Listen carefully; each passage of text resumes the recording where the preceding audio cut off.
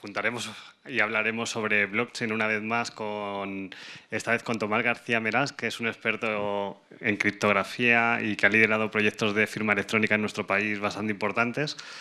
Y ahora, en los minutos sociales que siempre hablamos y dedicamos a 100 Thanks y a promover el proyecto de gratitud que tenemos, contamos este día con Sergio Fernández, autor del libro Vivir sin jefe, que es bastante conocido él, su libro y todo lo que habla, y nos va a presentar la iniciativa que tienen desde EO, desde la cual os pueden ayudar a cualquiera de vosotros a propulsar vuestros proyectos con una red de emprendedores que han tenido bastante éxito con sus empresas. Así que, Sergio, todo. Tengo aquí micro, yo creo. Gracias, José Luis. Bueno, buenas tardes, amigos. Yo vengo simplemente a ofrecer ayuda, a ofrecer un regalo a quien quiera cogerlo. Hay una asociación de emprendedores a nivel internacional que se llama EO, Entrepreneur Organization. Hay mucha información en Internet sobre esta organización. Básicamente, el requisito para ser miembro de EO es que alguien te invite y facturar más de 1 millón de euros. Pues dentro de la parte de Madrid hay 120.000 miembros a nivel mundial en más de 110 países, y dentro del capítulo de Madrid, dentro de la Asociación de Madrid, como parte de nuestro compromiso de volver a la sociedad, vamos a ofrecer mentorías gratuitas. Lo único que pedimos es personas que tengan al menos un empleado. Es decir, que si te interesa o sabes de alguien que le pueda interesar recibir mentoría completamente gratuita, no hay ni trampa ni cartón, porque la asociación es no lucrativa ni vendemos nada. O sea que simplemente gente que tiene años de trayectoria y que quiere ofrecer su conocimiento y ponerlo al servicio de los demás. Pues es muy fácil. EO Madrid, o sea, Entrepreneur Organization, eomadrid.org, y vas allí, hay un enlace a Eventbrite, te apuntas y ya está. Y todos están amigos. ¿Cuándo arrancamos? El próximo lunes 15 de octubre a las 7 de la tarde. Vamos a hacer 4 sesiones a lo largo de octubre y de noviembre. ¿Qué puedes esperar allí? Pues sentarte con una persona que tiene años de trayectoria como emprendedor, compartirle algún problema, algún reto, alguna cosa que tenga sobre la mesa, y que o bien esa persona desde su experiencia, o bien otro miembro de EO o alguien que conozca, pues te pueda echar una mano, te pueda compartir una experiencia, un contacto, señalarte una dirección, recomendarte un libro, qué sé yo, algo basado en su experiencia. Así que, amigos, si a alguien le interesa, eomadrid.org, y nada más, que si alguien se viene, pues allí estaremos. Muchísimas gracias por la oportunidad, espero que os resulte útil y nada, yo ya está. Muchas gracias. No sé si hay alguna pregunta o alguna... Pues nada, adiós, gracias. Chao. Gracias. Chao.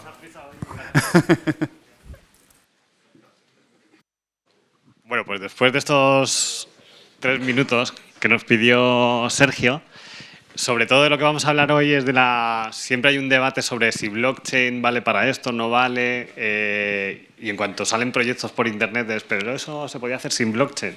Entonces, Tomás es uno de los que más habla de esto, y entonces hoy le vamos a tener aquí para que nos cuente dónde hay utilidad real, dónde no, y donde vosotros podáis también preguntarle a él qué visión tiene de lo que podéis estar haciendo.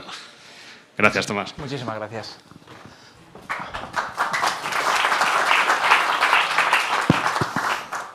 Hola, para situar un poquito en contexto lo que vamos a hablar hoy, vamos a ver cómo los proyectos de blockchain podemos usar para mejorar los procesos de confianza y seguridad en nuestros procesos de negocio, pero siempre teniendo en cuenta que hay una legislación ya en vigor, y además tenemos una legislación, gracias a Dios, que afecta a todos los Estados miembros, que regulan la seguridad y la confianza en las transacciones electrónicas, con lo que digamos que el montar sistemas por nuestra cuenta está muy bien, pero llega un momento en el que el cumplimiento legal nos va a dar una seguridad adicional. Yo puedo llegar a un acuerdo con mis socios, con mis proveedores y con mis clientes en un modelo de confianza. Mientras todos nos llevemos bien, no va a haber ningún problema. Vamos a decir que confiamos en la cadena de bloques, que la cadena de bloques va a ser Alastria, va a ser Ethereum, va a ser un Hyperledger privado, me da lo mismo. Entonces nos ponemos de acuerdo, muy bien, todo el mundo cumple las normas. De pronto hay un desaguisado, esto se lleva a un juez. ¿Qué tiene el juez que decir de todo esto? Porque los modelos de confianza privados, igual que los acuerdos tácitos, quien estudie derecho lo sabrá mucho mejor que yo. Yo puedo hacer un acuerdo verbal, un contrato verbal es plenamente legal. Ahora, si nos peleamos y uno denuncia al otro, defender eso delante de un juez no es nada fácil. Entonces, el ver cómo podemos encajar blockchain, las tecnologías en las que sustenta blockchain y otras tecnologías adicionales para crear un modelo que de verdad nos valga cuando hay un problema, porque cuando no hay ningún problema, la confianza se presupone. Para Para empezar, voy a intentar desarrollar dos conceptos técnicos que sé que son aburridos, sé que incluso hay veces que molesta un poco que nos cuenten un rollo, digamos, pero yo creo que son importantes porque toda nuestra legislación, desde la Ley 59/2003, España tiene ley de firma electrónica que ya desarrolla los conceptos tecnológicos que lo que se vaya a ser blockchain desde el año 2003. Estamos hablando de que no... El sector público y nuestro marco legal no es ajeno a esta revolución tecnológica. Entonces, hay dos conceptos que yo creo que son muy importantes y los desarrollo muy rápido. El primero es el de la huella digital. De hecho, blockchain se desarrolló inicialmente como huellas digitales encadenadas. La huella digital, no voy a abusar de las diapositivas, pero hay ciertos conceptos que me parecen que ayudan un poquito. El proyecto. La huella digital es un número de longitud acotada, normalmente es un número relativamente pequeño hablando de informática, de 256 bits, una cosita muy pequeñita, que identifica unívocamente unos datos. Me da igual si esos datos es un fichero de audio, un MP3, me da igual si es una foto, si es un documento PDF, si es un documento Word, si es un texto, me da igual, cualquier cosa que se pueda representar de forma electrónica tiene una huella digital. Es un número pequeñito. Si lo veis aquí, por ejemplo, de la frase telefónica Flexio Store, esa es la huella digital. Si cambio una única letra, que es ponerle una tilde a la O, la huella es completamente distinta, ni siquiera se parecen. La idea es que podamos, en vez de usar los documentos reales para comprobar la integridad de un documento, usar la huella electrónica. Es decir, yo tengo un contrato, lo he firmado, estupendo. ¿Cómo sé que el contrato no ha sido modificado después de la firma? Que no ha sido alterado, que no ha sido... Nadie le ha añadido porque había un hueco en la página en blanco, nadie le ha añadido de vez en cuando un párrafo. Pues la idea es que si tengo la huella digital, es más fácil conservar la huella digital y hacerla pública que hacer público un contrato. Hacer público un contrato puedes hacer una firma ante notario, pero evidentemente estamos en el mundo electrónico. Si alguien alterase lo más mínimo de una huella, en este caso habéis visto una tilde, del contrato, en la huella sería completa y radicalmente distinta. Y otro de los puntos fundamentales de la seguridad de las huellas digitales es que a partir de la huella no puedo recrear un documento. Esto es un tema matemático, es decir, la huella se calcula en un único sentido. Yo puedo calcular la huella digital de estas palabras, de estas letras, y es esta. Pero a partir de esta huella me es imposible generar un documento que le corresponda. Esto es importante, porque si yo hago público, hemos firmado un contrato, la huella del contrato es este. Es importante que la huella corresponda a un único contrato. No haya dos contratos con la misma huella, sino cuál firme. Porque lo que voy a guardar como referencia es la huella, no el contrato. Igualmente, que no venga alguien, un hacker, y a partir de la huella voy a generar un contrato que le corresponda a la misma huella, pero que cambie el clausulado. Donde dice que esto se regirá por los tribunales de Panamá, ahora pongo que se regirá por los tribunales de Uruguay. Me acaba de cambiar el contrato. No, es irreversible. Y la irreversibilidad es un concepto matemático, además. Es decir, la fórmula opera en un único sentido. Si alguien se acuerda o todavía sigue activo en matemáticas, hay fórmulas que en un sentido, digamos, la facilidad de cálculo es muy sencillita y darle la vuelta, coger la incógnita y pasarla al otro lado es tremendamente difícil. Entonces, y luego, además, también tiene que ser el algoritmo, la fórmula con la que se genera a partir de esto su huella digital, suficientemente bueno para que de casualidad, aleatoriamente, no nos encontremos dos activos, dos contratos, dos documentos que tengan la misma huella. Eso dices, bueno, como es larga, pues hombre, probabilísticamente ya, pero no todas las fórmulas tienen la misma distribución numérica para que tengan la misma probabilidad de aparecer un número que otro. Los números son infinitos, pero estoy seguro que en esta sala la probabilidad de encontrar a alguien con un 41 de pie es muy alta. Pero los números son infinitos ya, pero es que la distribución de los números de Zapato respecto a la infinitud de los números no es uniforme. Se concentra del 35 al 42 y se concentra en un pico. Nadie tiene un 2 de pie, de hecho no creo que exista, y un 50 y tantos lo tendrá Sabonis. Entonces este es digamos, es uno de los pilares para la integridad de las transacciones. Cuando yo hago una transacción en la cadena de bloques mismo y lo asocio a un documento con un clausulado, por ejemplo, clausulado además que no puedo formalizar electrónicamente o me es muy difícil, qué sé, coger vuestro contrato de la luz y os leéis el clausulado entero. ¿Puedo pasar eso a fórmulas? No, la mayoría de las cosas son cláusulas escritas que tienen una interpretación verbal. Pues no voy a meter el contrato entero, las 4 páginas de mi contrato del gas, en la cadena de bloques. Voy a meter la huella digital del PDF que tiene todo ese texto en la cadena de bloques. Con lo cual, para demostrar que ese documento no ha sido modificado y que todos estamos hablando del mismo documento, miro que la huella no haya sido modificada. Las huellas digitales no son 100% seguras. Las huellas digitales dependen mucho de, primero, que el algoritmo tenga una distribución buena, matemáticamente la fórmula sea perfecta, pero la reversibilidad de la huella no es imposible, las matemáticas siempre tienen una forma de entrar. Entonces, digamos que la protección es que computacionalmente la dificultad de, a partir de una huella, crear yo un contenido que le corresponda es altísima. Hasta el punto que, pongamos que si juntamos los 1000 ordenadores más potentes del mundo, tardaríamos 50 años de computación para generarlo. Eso es lo principal. Evidentemente, la potencia de computación va creciendo, crece y crece y crece. De hecho, la seguridad de Internet se basaba, toda la seguridad del SSL, HTTPS, que es el pilar de la confianza en Internet, se basaba en un algoritmo que se llamaba SHA-1. Pues llegó un grupo en un concurso, juntó 200 PlayStation 3 con Linux y lo rompió. En solo 2 días, lo que en teoría se tardan 50 años con los mejores ordenadores, hubo gente muy lista, consiguió dar la vuelta a la fórmula matemática y con 200 PlayStation lo rompió.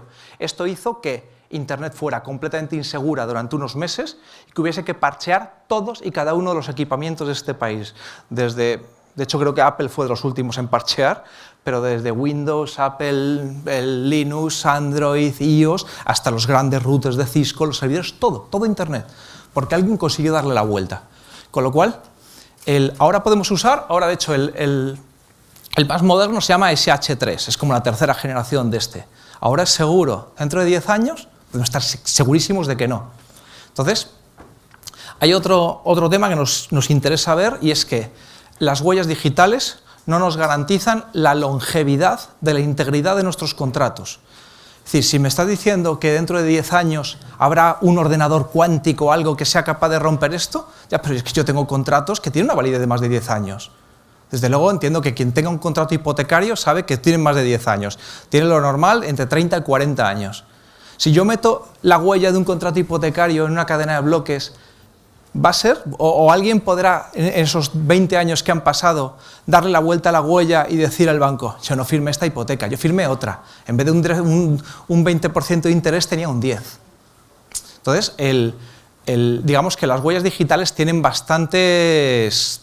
Tiene un fallo principal, que es la obsolescencia del algoritmo por el aumento de la capacidad de proceso. Este es el primer concepto.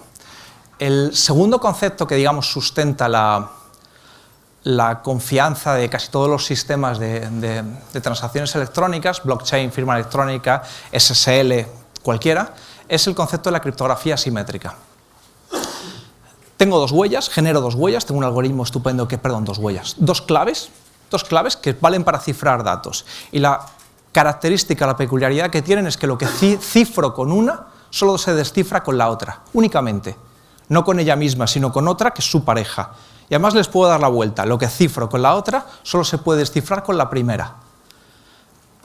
Esto, en principio, se crea para eliminar los problemas de distribución de claves.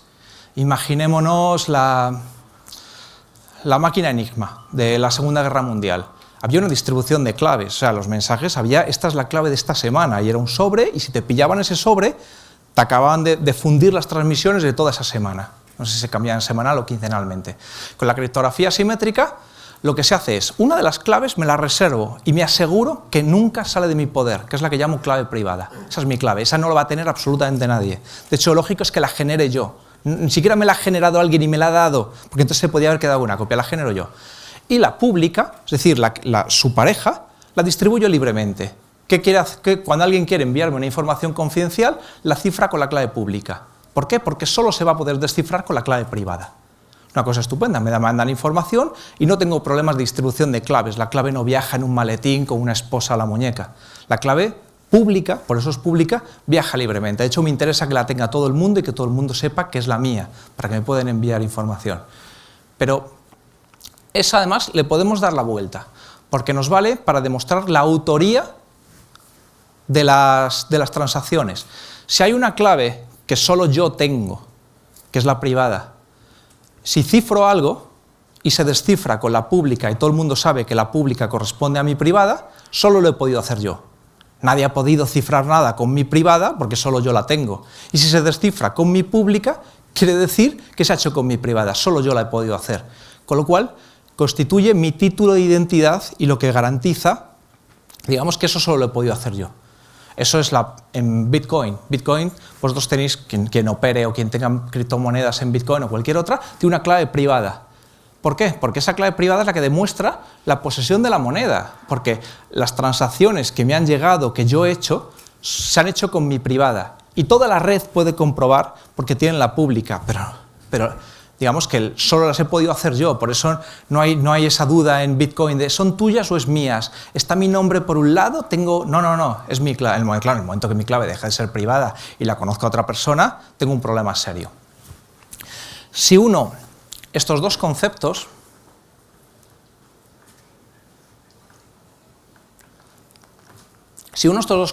la huella digital y la criptografía simétrica, lo que tengo es la firma electrónica.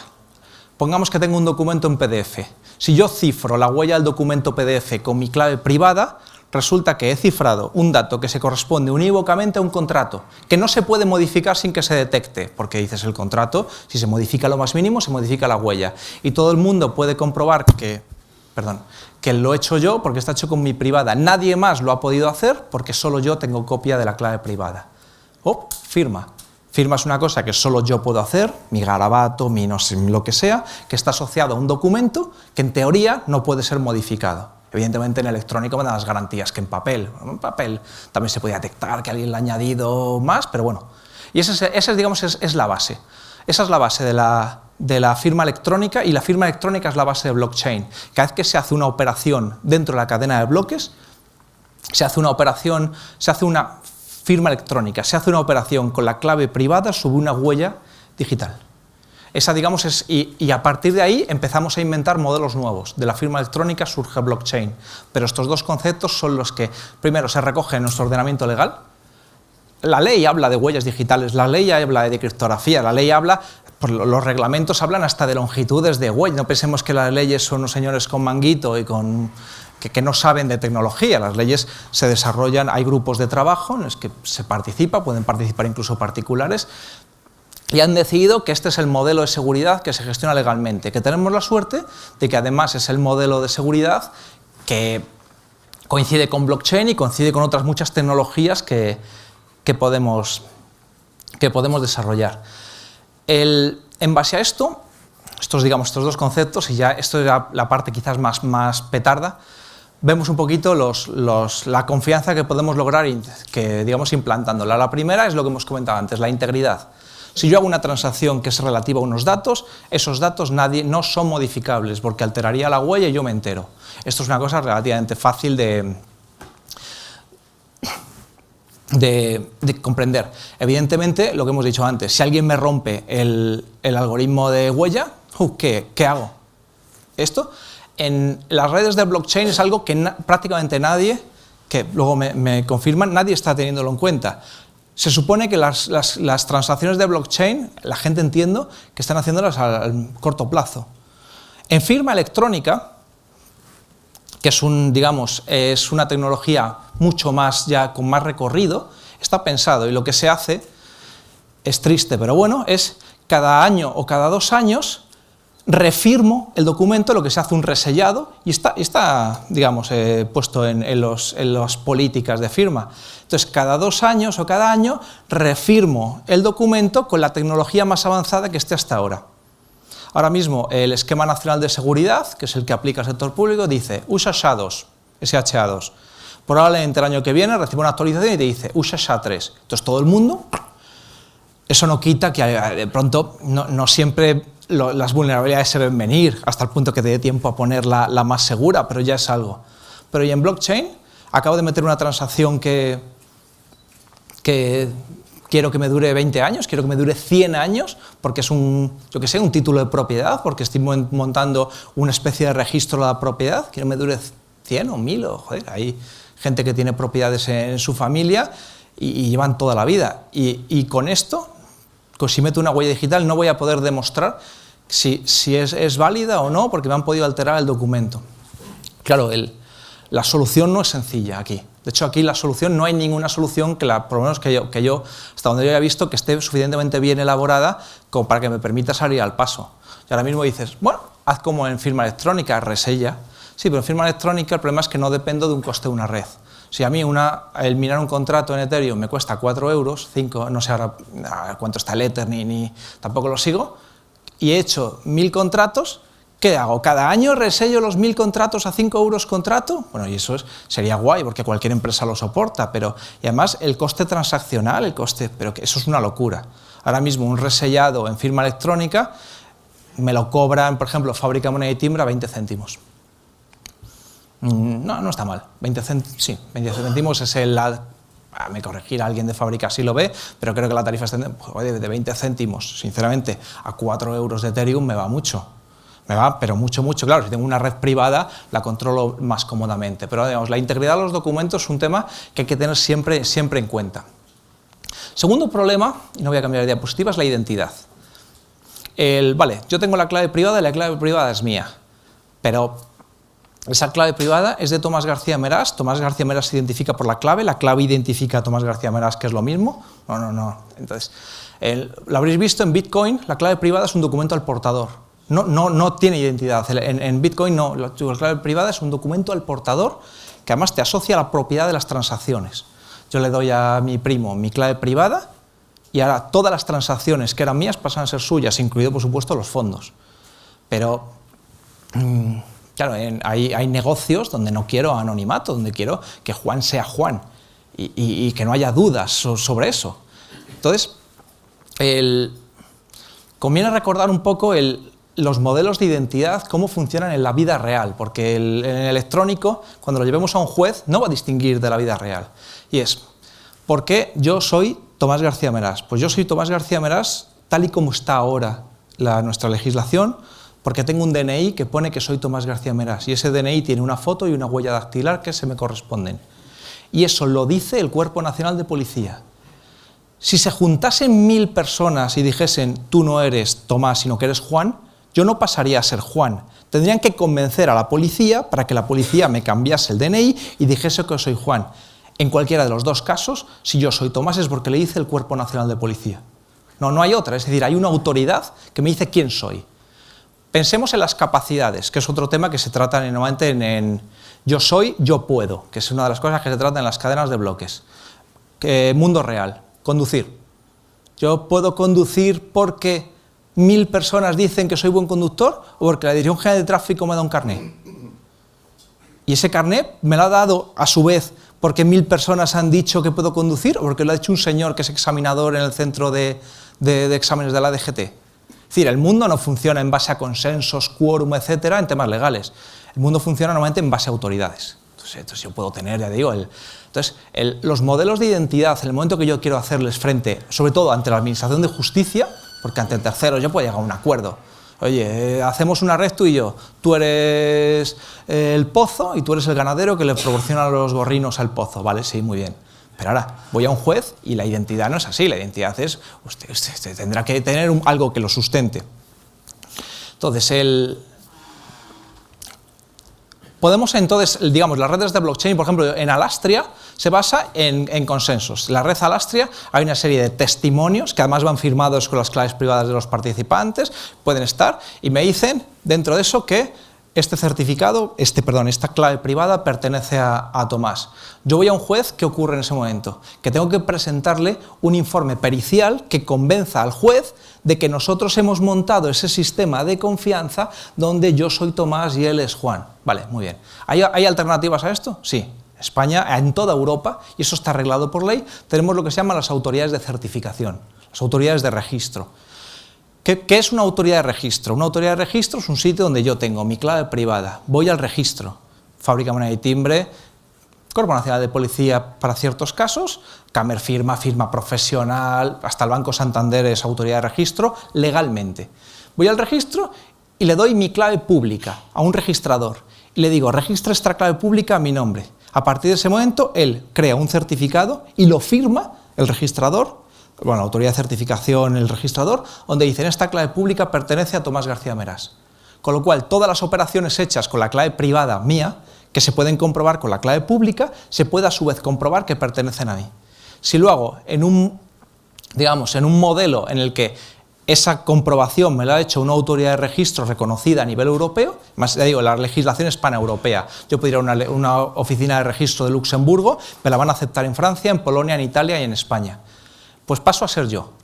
Lo mejor aún, ahí no hay dudas, es que además estas autoridades de certificación me obligan a firmar una política de custodia de la clave privada, donde me dicen que si pierdo la clave privada tengo que llamar de forma inmediata para que me la revoquen. Donde además me prohíben que ceda, que copie, que duplique o que ponga en riesgo mi clave privada. Con lo cual, yo soy yo, y esto además se puede reforzar legalmente hasta el punto que la identidad, que se llama cualificada, cuando me lo ha hecho un prestador reconocido, el asociar mi clave pública a mi identidad, va a misa. Cuando yo voy a un juez, si alguien quiere decir, no, tú no eres tú, tiene que demostrar lo contrario. Es decir, la carga de la prueba se invierte. Es decir, yo por defecto soy yo, y si nadie demuestra lo contrario, yo soy yo. Mientras que los otros modelos en los que no hay autoridades de certificación, la carga de la prueba está en otro sitio. Yo soy yo, el juez te va a decir, demuéstrelo. Mientras que al otro es al revés. Yo soy yo, sí, usted hasta que alguien demuestre lo contrario. ¿Veis la diferencia? Claro, jurídicamente el cambio es abismal. Entonces, estoy quedando seco.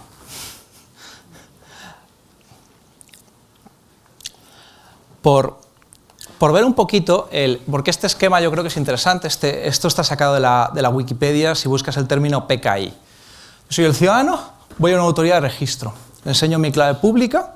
Cuidado, la clave privada no me la da, esto también es un mal concepto, la clave privada no me la da la fábrica Money Timbre, me dice esta es su clave privada, la clave privada la genero yo. Y hay programas en los que se genera en el ordenador del ciudadano. Cuando me dan el DNI, que también tiene un par de claves, en teoría, y eso hay que leerse un poquito la ley y el reglamento, la clave la genera el DNI cuando ya es mío. O sea, el policía hace el acto de entregarte el DNI y cuando el DNI ya es tuyo, se genera clave privada en el interior, no en el ordenador de la señora o señor policía de la oficina de expedición, se genera dentro. Es decir, jamás nunca nadie ha tenido copia de tu clave privada. Para decir, pues es tuya. Entonces yo voy y en la autoridad de registro me dicen, vale, la clave privada es de usted y así lo registran. Y la autoridad de certificación, la autoridad de registro se lo dice a la autoridad de certificación, y esto está un poco difuso porque, por ejemplo, en el caso del DNI, todas son el Cuerpo Nacional de Policía, en el caso de fábrica, pero bueno, lo podríamos separar, me da un certificado donde está mi clave pública, mi identidad, mi número de DNI, mi nombre, mis apellidos, mi teléfono, mi correo. Además lo firma electrónicamente, claro, con lo cual yo ya con esto opero. Existe una adicional que es la autoridad de validación. ¿Por qué? Porque en este caso no es un titular portador como pasa en Bitcoin, ni siquiera es una clave asociada a mi identidad en base a alegaciones o a testimonios como pasa en Ethereum, en Alastria, sino que está asociada a mi DNI. Si yo pierdo el DNI, me dan otro. No pierdo la identidad por perderlo. ¿Por qué? Porque la identidad está asociada a mi persona, que a mi juicio es lo más lógico, no una clave que puede perder, se puede quedar obsoleta o lo que sea. Con lo cual, si yo pierdo un certificado, pierdo mi clave privada. He perdido el DNI y soy idiota y lo tenía apuntado en un post-it por detrás. Acabo de perder mi clave privada. Llamo, lo doy de baja. ¿Qué pasa? Que cuando alguien hace una transacción con una clave privada y la otra parte quiere comprobar que es válida, no la da por válida solo porque compruebe que coincide con la pública. Además llama a la autoridad de validación y le dice, oye, esta clave pública, porque es la que él tiene, ¿está en vigor y de verdad es de Tomás? Y la autoridad de validación le dice, sí, está en vigor y además es de Tomás. Estupendo. Acabamos de montar el modelo de identidad. Si juntamos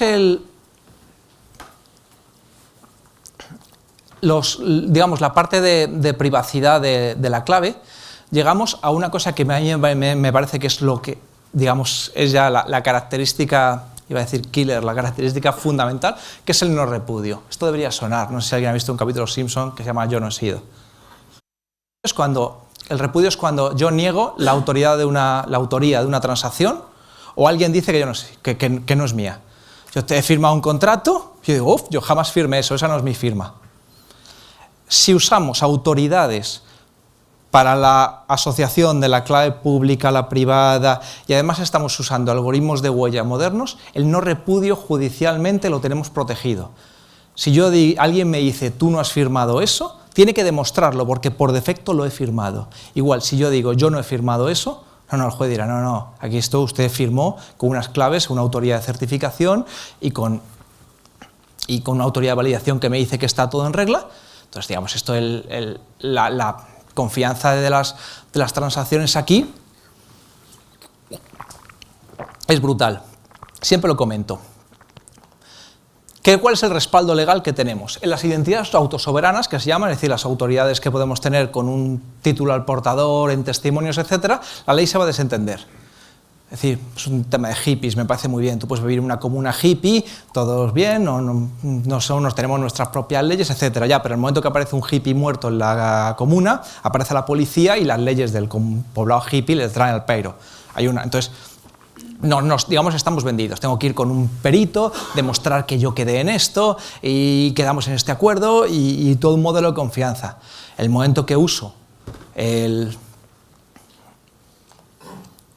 autoridades, acabamos de estar nosotros desde 2003, que es que esto no es nuevo. Y además tenemos, afortunadamente, un reglamento europeo que es para todos los Estados miembros y además las identidades están reconocidas. Es decir, que si yo trabajo pongamos que llamo a Camerfirma y le digo, oye, pídame ustedes certificados para identidades que operen en una red de blockchain.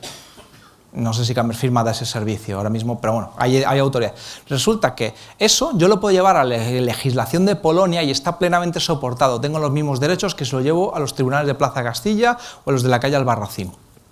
Esto, a mi juicio, es ya, digamos, el poder contar con un marco de referencia en todo el país, me parece un tema fantástico.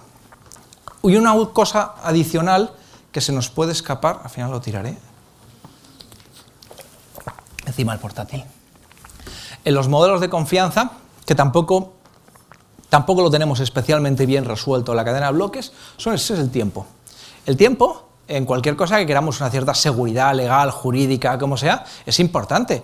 No es lo mismo firmar el contrato del seguro antes que después del accidente. Si lo firmo después no me cubre, si lo firmo antes me cubre. Si yo entrego una licitación o un concurso que se cierra el plazo a las 12 de la mañana, lo entrego a las 12:05, 5 minutos, estoy fuera. Estoy fuera de concurso, lo he entregado fuera de concurso. ¿Qué pasa? Que las cadenas de bloques, evidentemente, tienen sus sellos de tiempo. El problema es que el sello de tiempo, por pronto, normalmente lo aplica el minero, cuando se mina el contrato.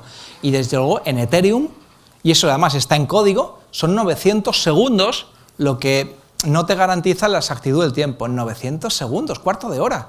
Cuarto de hora para seguridad jurídico-legal es mucho. Imaginemos una cadena de frío. Yo estoy poniendo el que no es lo mismo que yo haya hecho la lectura cuarto de hora antes a cuarto de hora después. Unos langostinos en cuarto de hora, depende de dónde estén, a lo mejor han sufrido suficiente calor como para estropearse.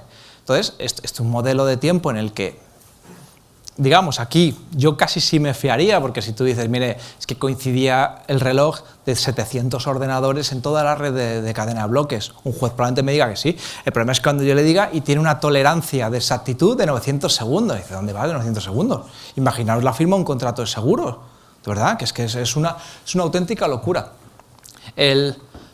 No tiene nada que ver con los servidores de hora. Esto lo pongo aquí y la gente habla, la hora oficial, el Real Observatorio de la Armada. El Real Observatorio de la Armada es una entidad pública que nos da la hora oficial del país. No, yo no quiero la hora, yo quiero demostrar que el contrato existía en un momento determinado. Y eso hay otro tipo de autoridades que se llaman las autoridades de sellado de tiempo. La autoridad de sellado de tiempo, lo que hago es, tengo mi documento, pongamos un contrato, en formato PDF, firmado por ambas partes. Le doy la huella digital del contrato a la autoridad de sellado de tiempo. Puede ser, por ejemplo, la Fábrica Moneda y Timbre, el Ministerio de Política Territorial y Función Pública, que también es autoridad de sellado de tiempo. Y me devuelve esa huella digital firmada diciendo a qué hora lo ha recibido. Con lo cual, podía existir antes, porque claro, yo lo puedo generar la huella del documento y enviársela a sellar 6 días más tarde. Pero desde luego tenemos claro, no se creó después, porque tenían la huella antes. Entonces, esto nos va a dar una garantía terrible. Normalmente, además, se establecen políticas. Políticas es un documento, un PDF que te dice qué puedes hacer y qué no. Donde dice, oye, mira, si firmas un documento, te voy a admitir la marca de tiempo que se llama en una firma electrónica, que es la hora que sale de los ordenadores de los que participan en la transacción. Y la de la autoridad de sello de tiempo no se desfasa más de 3-4 minutos. Bien, entonces digamos lo establezco por política. Ahora, digo, ninguna política te va a aceptar lo de Ethereum de 15 minutos. 15 minutos a mí me parece una locura. Yo creo que en firma electrónica, en el mejor de los casos, que era la digitalización de expedientes judiciales, se está trabajando en 10 minutos y ya se consideraba, ¿cómo vas a dejar 10 minutos? En teoría, de un contrato, lo primero que hago inmediatamente después de firmarlo es pasárselo a la autoridad. Es como si voy a un notario, firmamos, vamos al notario 10 días después. No, mire, el notario, de hecho, además de que el notario firma transacción, además lo suele ver, etc. Entonces, ahora pensemos un poquito en la cadena de bloques. La cadena de bloques estamos operando con claves privadas, claves públicas y con huellas digitales. ¿Tenemos la garantía de longevidad de las referencias? ¿Estamos estableciendo políticas para que esas referencias se vayan actualizando con algoritmos modernos? Las claves privadas las estoy asociando a algo de forma que en un juzgado sean defendibles. Dices, yo pongo lo que decía, el ejemplo de cadena de frío. Entonces yo tengo un termómetro que está metiendo datos en la cadena de frío y siempre marca. ¿Y ese termómetro por qué es ese y no es otro? ¿Cómo sé yo que está asociado a esa máquina? Incluso para eso, la ley habla de los certificados de sello, es decir, unas claves privadas que están asociadas a una máquina de órgano de sello, no necesariamente a personas. Entonces, digamos, lo que quería, digamos, comentar, y ahora abrimos un pequeño debate, es que hay un montón de lagunas que legalmente tienen solución, que es el uso de autoridades para el registro, para la validación, para el sellado de tiempo, y que en blockchain no están pensadas. El resellado de huellas, entonces, y también ver un poquito si tienen cabida en nuestra red de blockchain.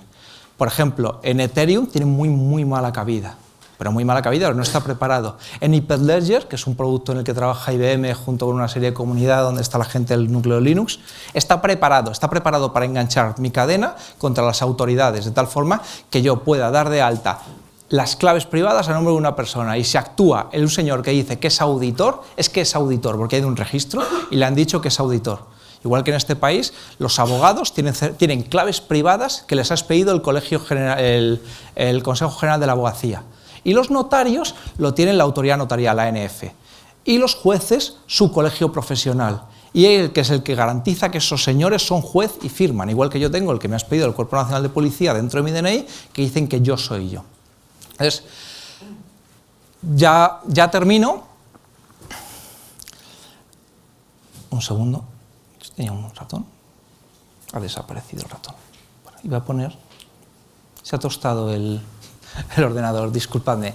Pues digamos que pensemos mucho qué producto ponemos, cómo lo estamos poniendo, qué seguridad tenemos ante un juez, cómo lo podemos poner, porque son temas extremadamente complejos. Evidentemente, en 50 minutos, que es lo que hemos tardado, no. Hemos expuesto el problema, pero no hemos desarrollado las soluciones. Pero por lo menos tener claro que estos problemas existen.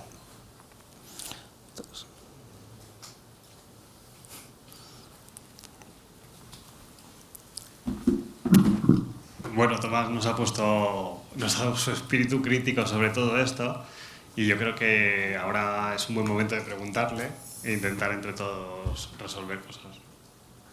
Sí.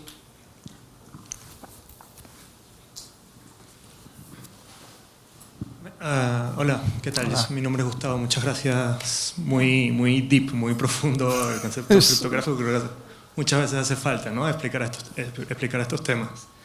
Hace muy poco has mencionado esos gaps, ¿no?, esos huecos que existen entre el cómo está diseñada la blockchain y para qué, y la legislación, la autoridad.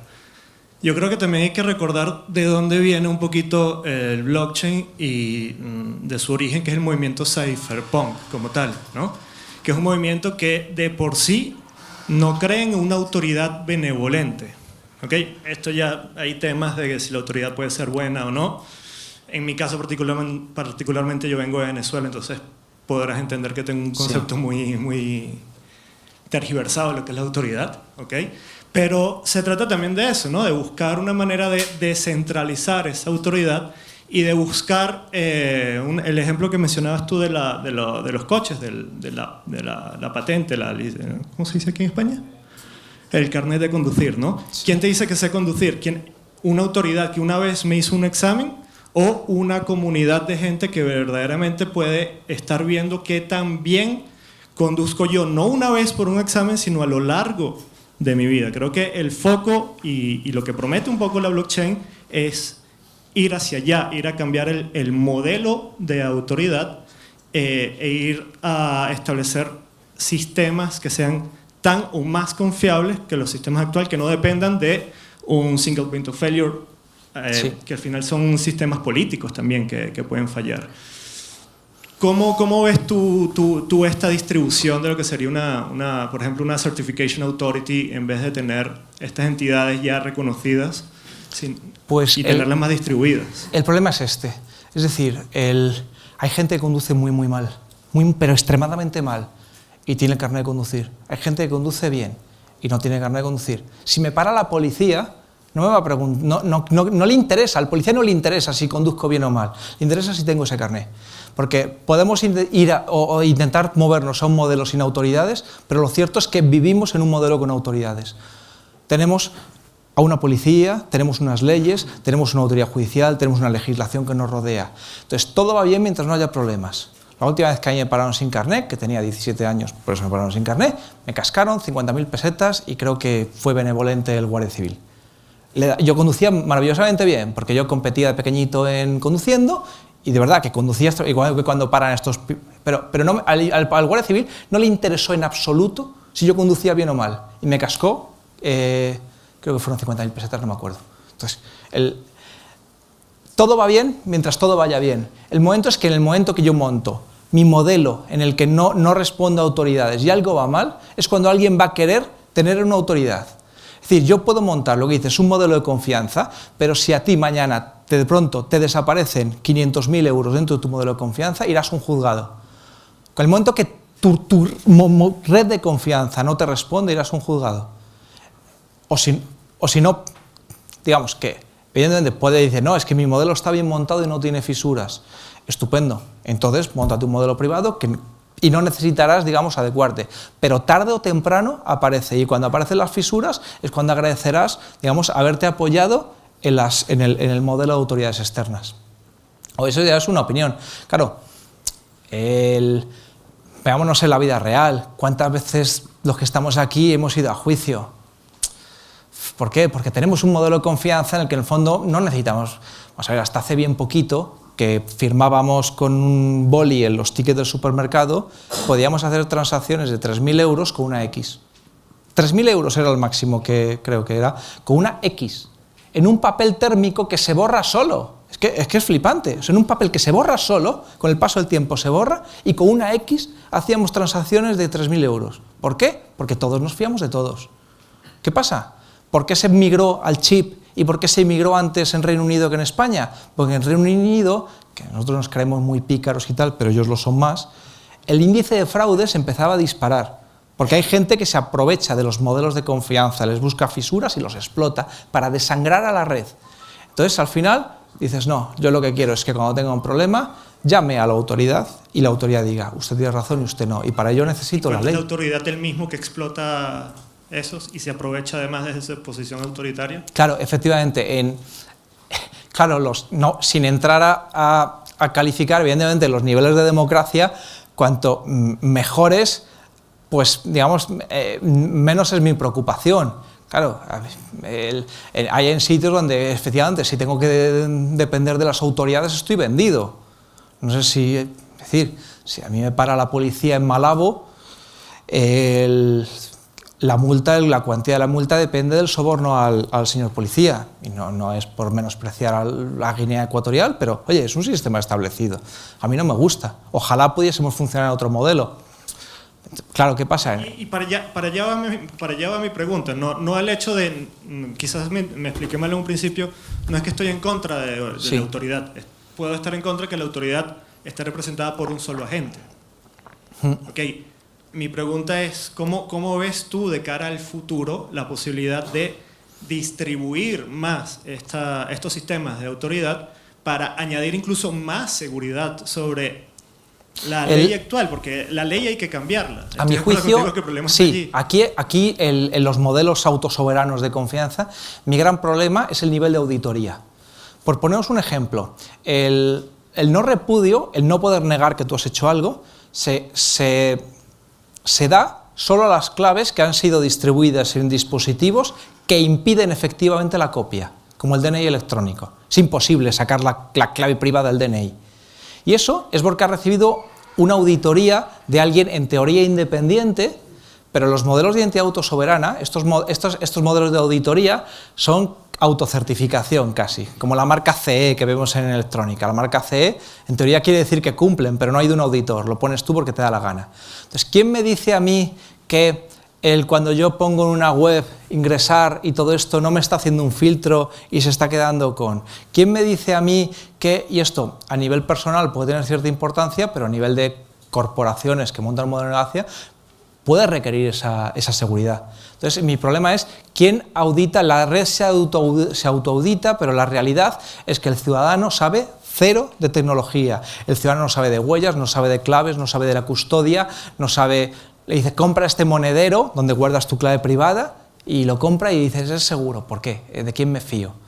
En el caso del DNI... De la comunidad. Y es el caso que hemos visto en Bitcoin. El Bitcoin se ha autoauditado todo el tiempo, a base de colaboración, a base de personas que están chequeando las vulnerabilidades. Muchos de ellos, incluso la gran mayoría, no usan esas vulnerabilidades para beneficios propios, sino para aportar a la red. Pero hay puntos que quedan fuera del alcance de la red. Por ejemplo, el uso directo de las claves privadas. ¿Dónde uso la clave privada? ¿Cómo la uso? El monedero. Compro un Razor de estos y lo meto. ¿Quién me dice que ahí no hay un software espía? ¿Quién me lo dice? Nadie. Me la juego. Para eso está el código abierto y te fías de comunidades de desarrolladores que... Pero claro, estamos hablando de un ciudadano. Tú puedes revisar el código, yo puedo revisar el código. ¿Mi madre puede revisar el código? ¿Mi madre de verdad puede revisar el código? ¿Mi madre distingue un monedero genuino de uno que no? No. Mi madre le pueden dar una llave USB diciendo que es un monedero Bitcoin y se lo cree. No, es que la confianza no la elimina.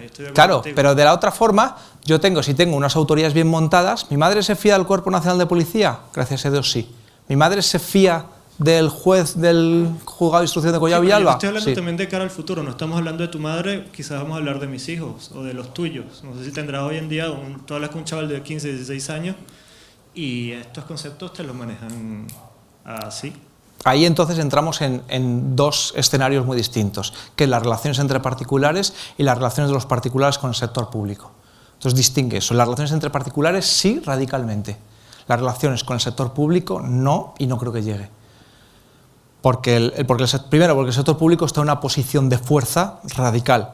Entonces necesito ciertos mecanismos donde no estamos en igualdad de condiciones. Si yo monto una red de blockchain donde está el Ministerio de Hacienda y yo no estamos en igualdad de condiciones. Es lo que puedo hacer. Entonces monto tecnologías basadas en autoridad donde por lo menos me puedo ir a Luxemburgo, que ya no es el Ministerio de Hacienda de aquí, no sé si me explico, y monto una red basada en autoridades.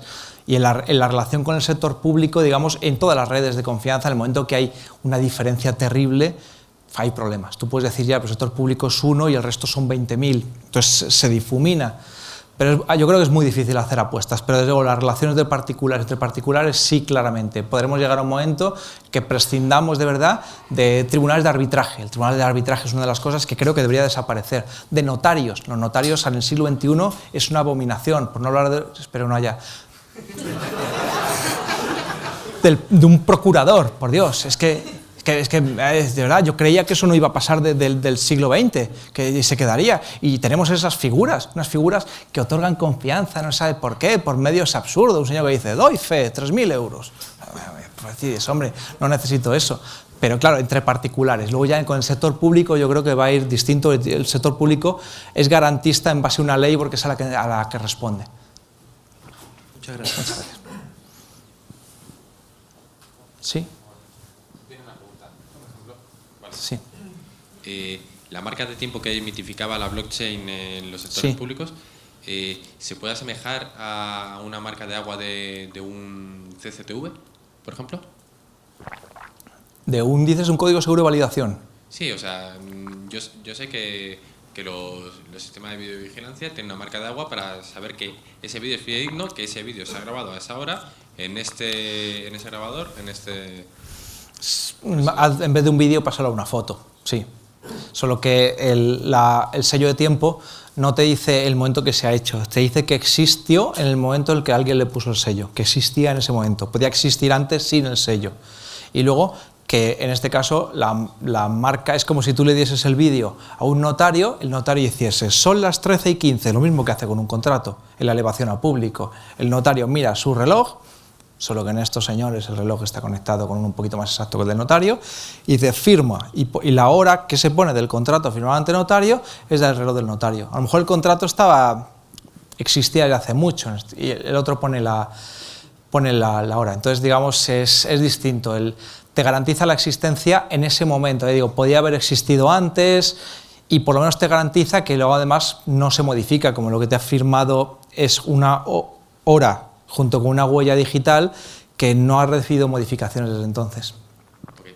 Muchas gracias. Y luego por hacerlo un poquito, hay unos protocolos, una especie de servicio web donde yo llamo, le envío la huella y me la devuelven la huella junto con la hora firmado. Una cosa que funciona muy sencillito. El problema es el coste. Habrá algunos más baratos. Fábrica Unai Timbre me cuesta, ya digo, creo que el contrato estándar son 20 céntimos sello. Entonces hay que tener un poquito de cuidado porque depende de tu nivel de transacciones. Yo recuerdo montando los sistemas de firma en la nube. Los modelos de firma en la nube están aprobados en el reglamento europeo, que permiten que alguien te custodie la clave y tú te tienes que fiar como ciudadano de que si alguien no la va a usar para cosas malas. A mí, por ejemplo, es un caso que me horripila. La firma en la nube. Y yo he desarrollado dos, el de Hacienda y el de Fábrica Unai Timbre. Y me horripila de verdad que alguien tenga mi clave y yo me tenga que fiar porque lo dice un auditor de que la está usando bien. Me ha ido la pelota, no sé ni lo que estaba... Sí, pues da igual, se me ha ido la cabeza. Sí.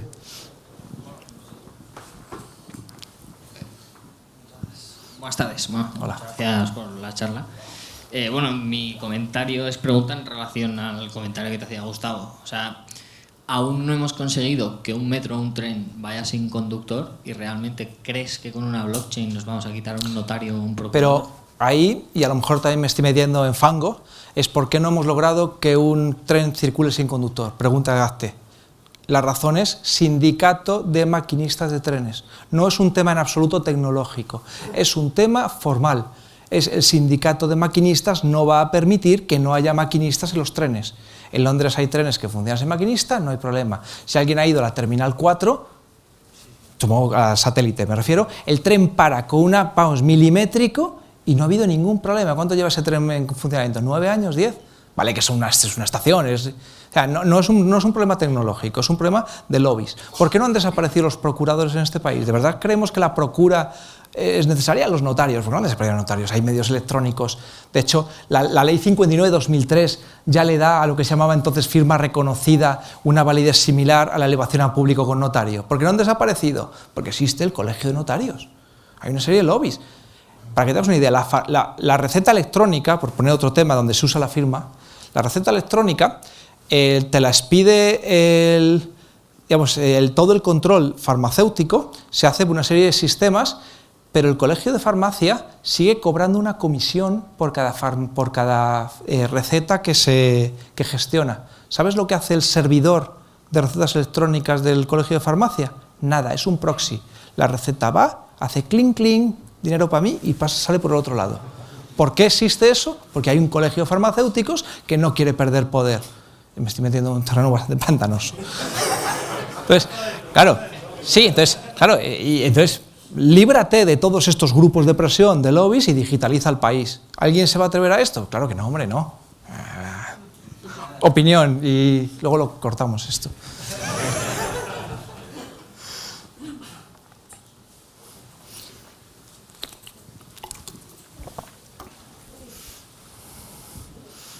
Hola, buenas tardes. Buenas. Gracias por la presentación. Yo quería saber si puedes explicar sobre el proyecto de IBM, si es una red descentralizada y qué aplicación está previsto cubrir o para qué está Pues previsto. tenemos la suerte de que tenemos a una persona de IBM que lleva el producto. Entonces me da pánico decir una majadería y que no tenga nada que ver con la realidad, con lo cual si... Muchas gracias. No sé si Bueno. el micrófono sin él... Sí, yo trabajo en IBM, entonces primero Hyperledger es uno de los proyectos de tecnología de blockchain que muchos de vosotros conocéis. No es, aunque muchas veces la comunidad relaciona a IBM con Hyperledger, quiero dejar claro que es un proyecto de software libre, ¿vale? IBM participa y muchos de sus desarrolladores son plantilla de IBM, pero hay en el consorcio, pues yo creo que hay más de 200 y pico miembros que participan en el desarrollo. Dentro de Hyperledger hay diferentes proyectos. Hyperledger es uno de los proyectos de Linux Foundation. Uno de los más importantes y en el que se basa una red de blockchain es Hyperledger Fabric, ¿vale? Que es el que te da la red. Luego hay otros para facilitar el desarrollo, etcétera. Uno de los principios con los que ha nacido blockchain es ser una red privada y permisionada, ¿vale? En lo que, pues según comentábamos antes, uno de los problemas es que los usuarios en estas tecnologías de blockchain estén identificados, tengan un certificado, etcétera.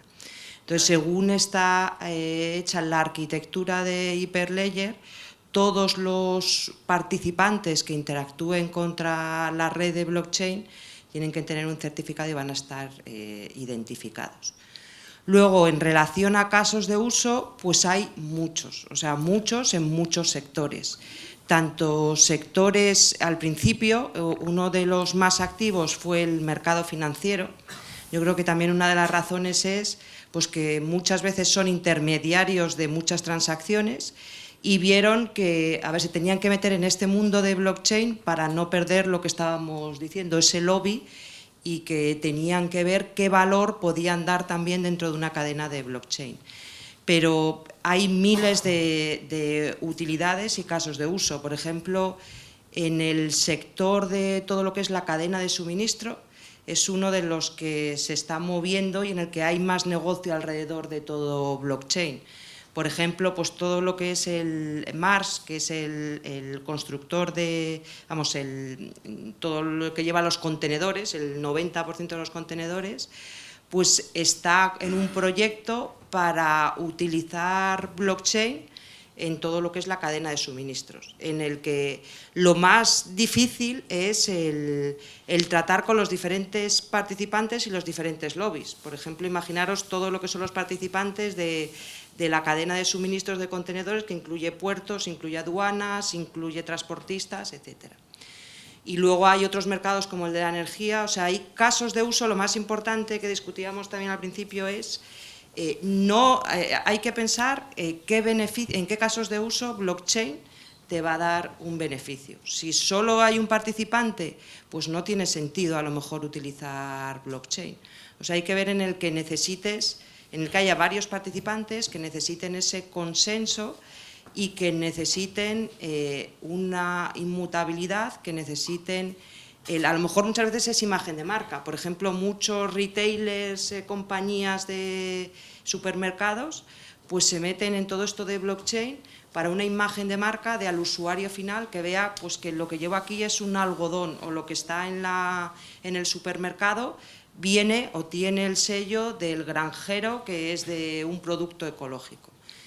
Entonces, casos de uso hay miles, desde pequeñas compañías hasta grandes compañías y sectores, también el sector público, pues se están haciendo diferentes casos de uso.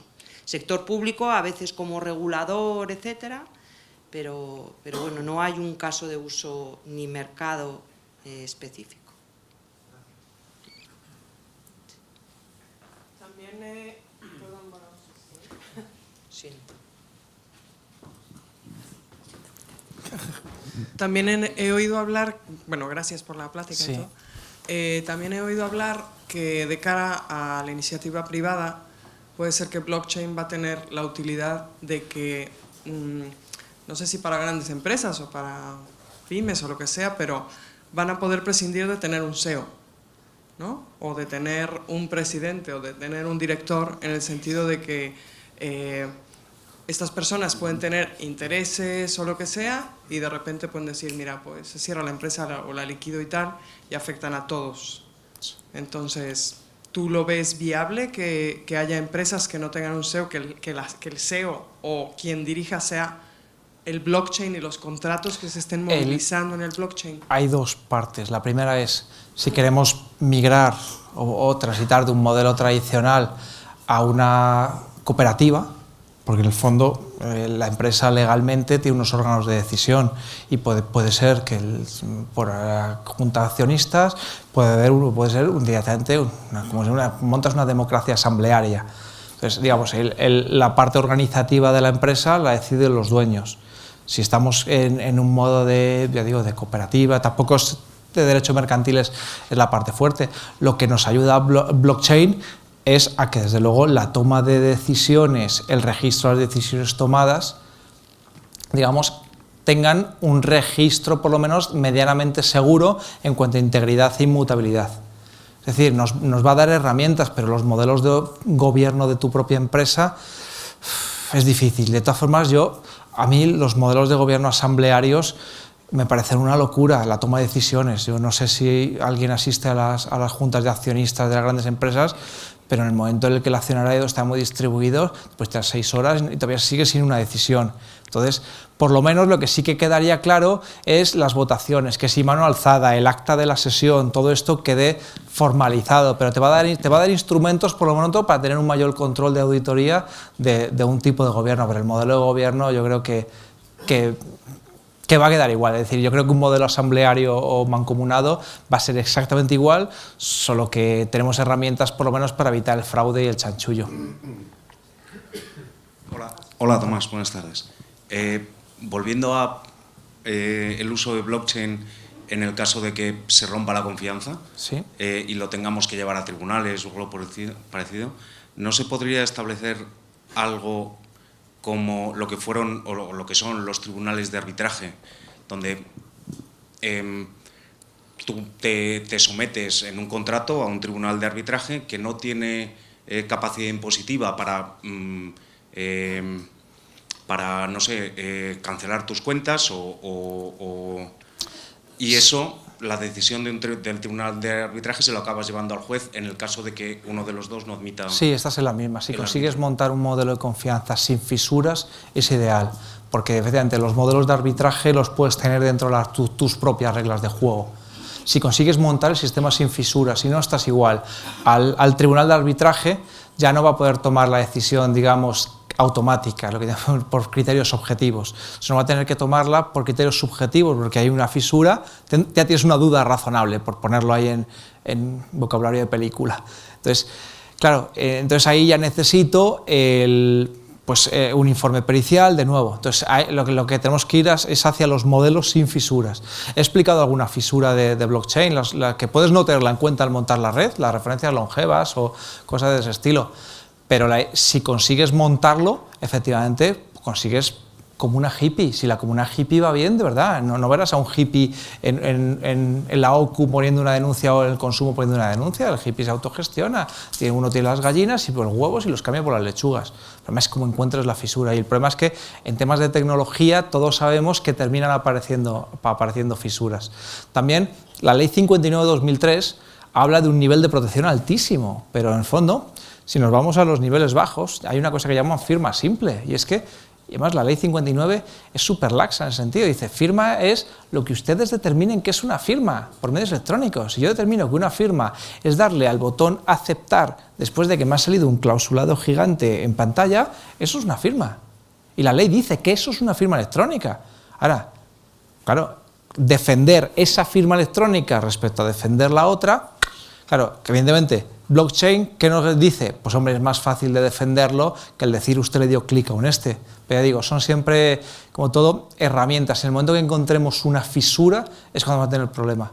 Y por eso conviene siempre tener que hay formas, por lo menos, de sortear o de tapar un poquito esas grietas para evitar que salga el problema. La idea de todo esto es jamás llegar al punto que yo tenga que de entregar un informe pericial. Entonces, si consigo tecnologías que me aseguren la identidad, la confianza, la integridad, el no repudio ya per se, dentro de blockchain, lo que hemos comentado no está fuera. Hyperledger puede funcionar con certificados reconocidos, pero también puede funcionar con certificados autofirmados. Yo digo que soy Tomás y me autofirmo, yo soy Tomás. O sea, no, claro, pues no sé si me explico, que depende mucho y también de los riesgos. Si a lo mejor tú te dedicas a, yo qué sé, ¿por qué se podía firmar con una X en un papel que se borra solo? Porque el nivel de denuncias es tan bajo y a las entidades financieras les salía tan caro poner PIN y chip y tal, que han ido retrasando porque no les salía cuenta. Tienes que ver tú cuál es tu riesgo de que te metas en un litigio y dices, mira, voy a meter los consentimientos informados. En muchos hospitales habréis visto que se firma con firma biométrica. No sé si alguien lo han operado recientemente, cuando tú aceptas que conoces los riesgos de tu operación. En otros sitios se hacen un papel, en otros sitios se hacen con firma biométrica y la mayoría de las veces se hace mal. ¿Qué pasa? Nadie suele licitar. Entonces el hospital, que normalmente esto suele ser una gestión que hacen por hospital, no de la consejería, valora. Solemos tener 2 juicios al año, uno lo ganamos, otro lo perdemos, 50.000 euros al año, 100.000 euros al año. ¿Cuánto me cuesta mantener un sistema de verdad de firma montado con confianza? 150.000 euros al año, quita, pago lo que sea, ya está, que me denuncien y no lo monto, porque me cuesta más el remedio que la enfermedad. Bueno, Tomás, te voy a cortar, hay muchas preguntas, pero así tenemos más tiempo para hablar en el networking. Y muchas gracias por contarnos todo esto y a Ana López por haber participado también. Muchísimas gracias.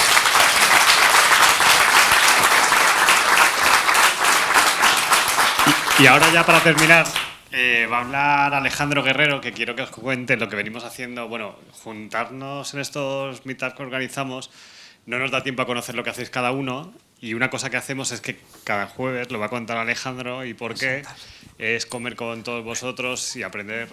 Y no cuento más. Cuéntalo tú, Alejandro. Bueno, muy buenas tardes. Mi nombre es Alejandro. Yo quería preguntar, ¿quién de vosotros estáis aquí usando la red LinkedIn? ¿Que puede levantar la mano? Muy bien, veo que la inmensa mayoría. ¿Quién tiene más de 100 contactos en LinkedIn? Muy bien. ¿Quién tiene más de 200 contactos en LinkedIn? ¿Quién tiene más de 300 contactos en LinkedIn? ¿Quién tiene más de 500 contactos en LinkedIn? ¿Quién tiene más de 1000 contactos en LinkedIn? Impresionante. Bueno, dividamos ese número por 10, o por 20, o por 50, o por 100. ¿Quién tiene de vosotros a mano 10, 20 personas a las que pueda llamar con un verdadero problema de negocio, un problema en tu empresa, y que te echen la mano de verdad? ¿Quién puede levantar la mano ahí? Que tenga más de 10, 20 personas. Media mano, 1, 2, 3, 4. Bueno, vivimos un poco en el mundo de la superficialidad, ¿no? Nos mandan invitaciones en LinkedIn, aceptamos apenas sin conocer a la gente. Nos pensamos que bueno, tenemos una super red de contactos, pero sí que es cierto que bueno, quien haya tenido de pronto la epifanía de cambiar de puesto de trabajo o de pronto cambiar de país, que hay gente que aquí viene de otros países, se dará cuenta que bueno, de pronto la red de contactos que tenía, miras en tu carpeta de tarjetas y todas las personas que conocías eran de tu propia empresa, ¿no? Y sales de ese ecosistema y ¿qué te pasa? Que estás totalmente aislado y tienes que empezar desde cero, ¿no? Como si fueras a vivir a otro país. Prácticamente. No sé si conocéis estas dos personas que hay aquí en la imagen. ¿Alguien las conoce? ¿Alguien conoce? Napoleon Hill. ¿Y este señor de aquí de la izquierda? Andrew Carnegie. Muy bien. Bueno, os cuento brevemente la historia. Andrew Carnegie es un señor americano, bueno, ya falleció, ¿no? Vivió hace unos 100 años y es un señor que empezó de la nada. Empezó de la nada y con el tiempo, bueno, pues se convirtió en un empresario del acero. Y el tipo, bueno, pues fue un hombre que le fueron los negocios bastante bien, y Napoleon Hill era un periodista americano que, interesado en el desarrollo personal y profesional de los individuos, pues escribió a Andrew Carnegie, que era un famoso empresario en ese tiempo, para hacer una entrevista, ¿no? El caso es que accedió a la entrevista, se fueron a ver, y la pregunta que le hacía Napoleon Hill a Andrew Carnegie era, bueno, ¿cómo has conseguido montar todo el imperio que has montado, ¿no? Y entonces le preguntaba que, bueno, ¿para qué? Porque en aquella época escribir sobre el éxito empresarial, digamos que no era una cosa muy común, era un género, lo que son los libros hoy de aeropuerto, que es muy conocido, pero hace 100 años no lo era, ¿no? Entonces le contó Napoleon Hill que él estaba desarrollando una tesis y que, bueno, pues que quería hacer un trabajo para investigar un poco esto. El caso es que en la conversación se empezaron a llevar muy bien, conectaron, de tal manera que, bueno, pues el empresario Andrew Carnegie contrataba a Napoleon Hill y le hizo un contrato de 20 años de duración, ¿no? Y le dijo que le iba a facilitar ese trabajo de investigación para ver cuál era la clave del éxito en los negocios. Así que, bueno, pues Napoleon Hill pues obviamente accedió, y lo que le ofreció Andrew Carnegie era que durante 20 años iba a poder entrevistar a 45.000 empresarios en Estados Unidos. Y entre ellos los primeros 20 empresarios de Estados Unidos, o sea, los 20, digamos, número uno, ¿no? Imaginaros ser periodista y tener eso a mano, ¿no? El trabajo que desarrolló Napoleon Hill durante 20 años, pues ha desembocado en que se ha creado lo que es la lista Forbes, no sé si conocéis la lista Forbes, donde se ponen los número uno del mundo, ¿no? Los millonarios, las mayores empresas. Y él empezó este trabajo. El caso es que Andrew Carnegie, antes de empezar ese trabajo de investigación, ya le dijo, dice, bueno, vas a investigar durante muchos años, pero ya te digo yo cuál va a ser la clave de todo. Y el tema es que, bueno, empezó la investigación y con los años Andrew Carnegie ya le dijo, bueno, ¿a qué conclusión has llegado? Y la conclusión a la que llegó es una palabra que se llama mastermind. No sé si habéis conocido alguna vez esta palabra, mastermind. Se traduce en español como mente maestra. Y el caso es que, bueno, cuando fue Napoleon Hill a entrevistar a los otros empresarios, se dieron cuenta que todas las semanas quedaban para comer. Empresarios de diferentes sectores, ¿no? Claro, la sorpresa fue que con quien quedaba a comer Andrew Carnegie era pues con JP Morgan, con Thomas Alva Edison, con Henry Ford, o sea, pues empresarios que pues de primera línea, ¿no? Y un poco inspirado en eso, nosotros, pues, hablando además un poco en línea con lo que ha comentado Tomás, de, bueno, el sindicato de los maquinistas, el sindicato de tal, el lobby, ¿no? Pues nosotros también vamos a tener nuestro lobby, ¿no?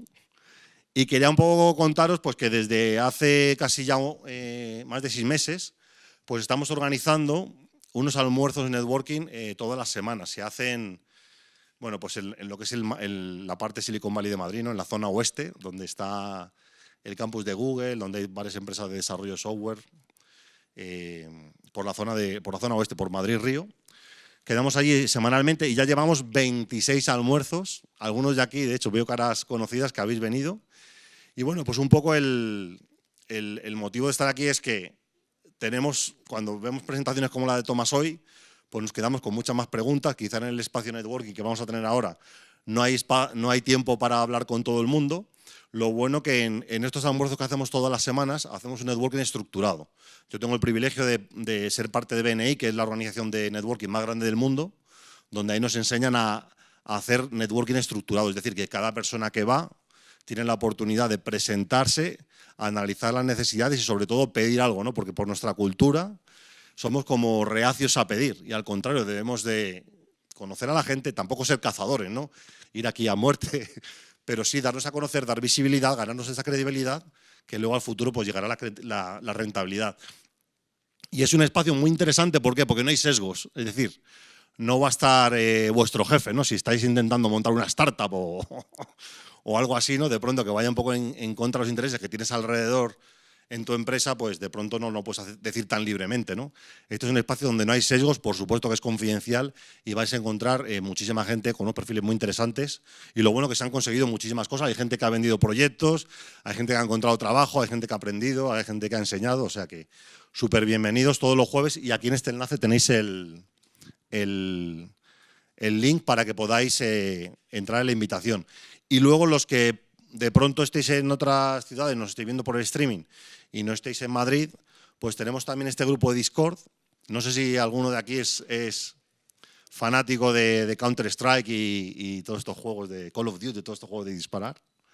Pero bueno, es una herramienta que utilizan los chavales jóvenes para el tema de chat. Es una herramienta bien interesante donde tenemos una serie de canales. Pues tenemos uno de blockchain, otro de inteligencia artificial, otro de computación cognitiva. Allí nos conectamos, incluso hay quedadas, hay llamadas telefónicas por la noche. Después del trabajo pues nos conectamos y hay a veces conversaciones muy interesantes con gente que comparte los mismos intereses por canales. Vamos, que no es un grupo de WhatsApp donde sea todo un desastre, que te llenen de spam, ¿no? Cosas que no te interesen, sino que puedes elegir tú bien los canales. Así que bueno, pues ahí queda la invitación a todos los de la comunidad y súper bienvenidos. Nada más. Muchas gracias. Bueno, yo no me extiendo y cierro, y sobre todo daros las gracias por venir a este meetup, por llenarlo en una semana, porque nos dijeron, oye, está libre el 8 de octubre, lo tiramos el sábado pasado y estamos aquí todos otra vez.